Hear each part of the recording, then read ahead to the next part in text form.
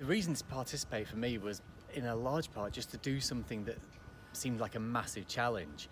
I think it's really good now and again to do something very difficult and see how you get on.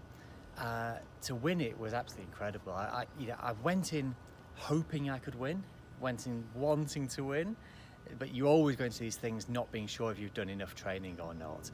So actually to get ahead and stay ahead throughout the whole latter stage of the race was a real thrill. It was very stressful to be ahead and have everyone chasing me across the whole of Finland, but such a thrill to get to the finish first.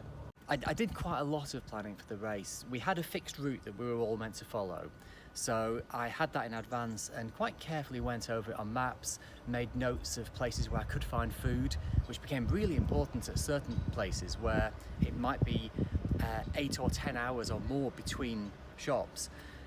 So I'd done quite a bit of planning. I got to know the route quite well.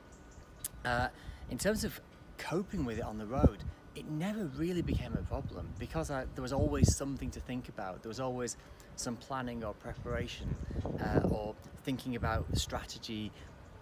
It went by really quickly. It was the fastest 11 days I've ever experienced.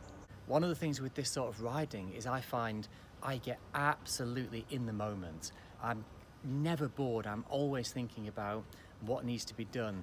When am I next going to get food? Where shall I stop? Where shall I sleep for the night? And there's always something to think about. So I find myself very focused, very in the moment, completely content within my own mind, and the world just flashes by as I go.